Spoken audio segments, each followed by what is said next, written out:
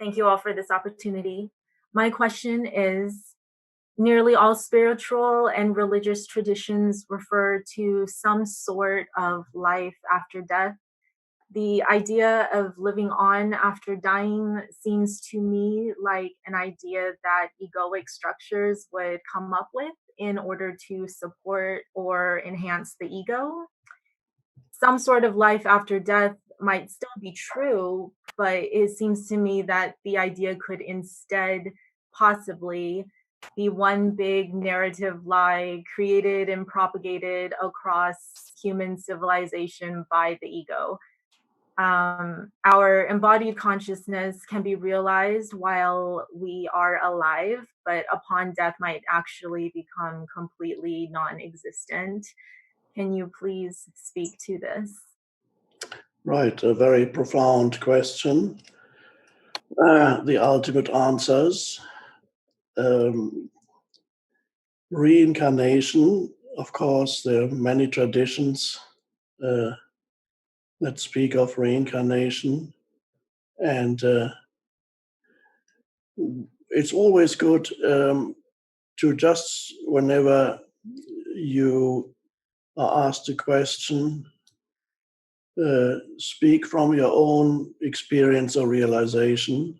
And this is what I am also going to do mostly. The first thing to discover experientially is, as I've said before, it sounds a little strange, is that you are essentially invisible. You not only what I can see of you is the body, and sometimes I may be able to see certain things in your mental emotional field.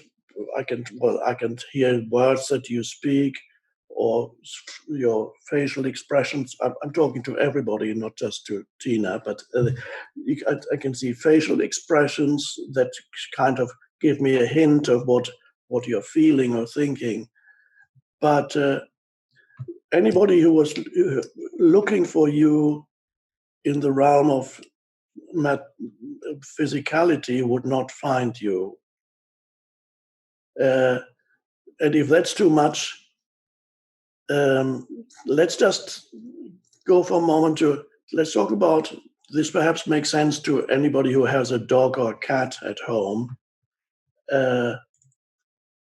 When your dog or cat dies, which can be a very sad thing for people, and we come to humans later, it might be a little bit easier to start with the dog or cat.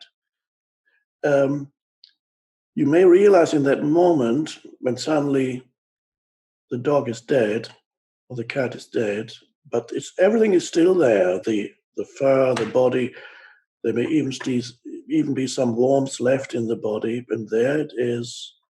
But that which you essentially loved and related to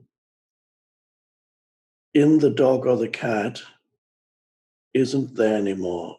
So you can still, the touch is still the same, but something essentially is gone, and that was always invisible. What you love in the dog is ultimately, or the dog, you might love the way the dog looks and what it does, but when you relate to a dog, you essentially love, although nobody might have actually expressed it like that consciously, you love the consciousness of the dog. That's what you love in the dog. And when you look into the eyes of the dog, what looking back at you is there's a consciousness of the dog looking back at you. And when that's gone, the dog is, and same with the human. What you love in the human is the consciousness of the other human. Now, you yourself, all that is invisible, because consciousness is the greatest mystery in the universe that science still has no idea what to do with it, cannot explain consciousness, and in most cases avoids talking about consciousness. The greatest mystery is the fact that the universe is conscious and that you are conscious. A surgeon looking for you by cutting open your skull and analyzing your brain will not find even a trace of you, will not even find any of your countless hundreds of thousands or million memories that you have somewhere. In what form does a memory survive in you? Is the memory of your first teacher at school? I just mentioned the word, and suddenly an image of the first teacher you had at school comes to you. The memory of your grandmother who passed away, the memory of the bed that you slept in when you were 8 or 10 years old. I just need to mention it. It was somewhere, but where did that live in you? Was that in a molecule or an atom? The one atom was your bed? Or what is it?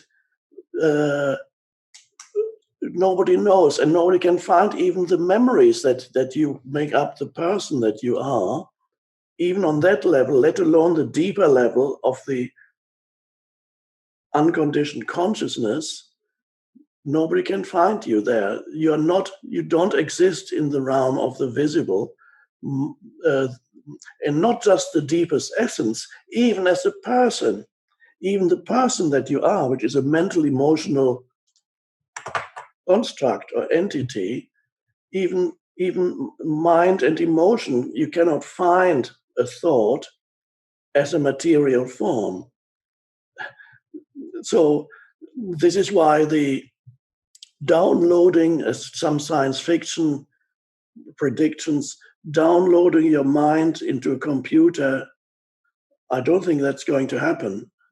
It's an interesting idea, but it's not going to happen. You don't even know what a thought is. Nobody knows, and it doesn't exist in the realm of the visible. So you are essentially invisible. Now that you can sense that you are essentially invisible, the moment there's a cessation in the stream of thinking, and all that remains is, even though the thought is already invisible, but if you go a little deeper, there's the consciousness. And you cannot see it, taste it, touch it. Now, the important question that arises, is this consciousness a product of the physical brain? Is it produced by the physical brain? Is it possible that the physicality of the brain, which is on one level chemistry, on a deeper level atoms and molecules, so on the chemical level, the chemical soup that makes up the brain, can the physicality produce something non-physical that is consciousness? Or is the entire consciousness an illusion, as some scientists say? It's an illusion that the chemical soup is having. Who knows that? Who is the one that knows that the chemical soup is having an illusion? It's getting very complex now. Is consciousness an epiphenomenon? That's a fancy word for byproduct. Is consciousness an epiphenomenon of the brain, the physical brain? Or undoubtedly there's a connection between the physical brain, physicality, and consciousness, because you can knock somebody out, or somebody could give me a substance that makes me unconscious, or I could fall suddenly on my head and stop talking. Is that proof that consciousness is produced by the brain? Would it be proof if I smash the TV, that whatever you have been watching, or let's say the radio, I don't know if people still have radios, if I I smashed the radio, which had been playing the Beethoven's Ninth Symphony, and suddenly Beethoven's Ninth Symphony disappears. And then I say, this is proof that the radio produces the music.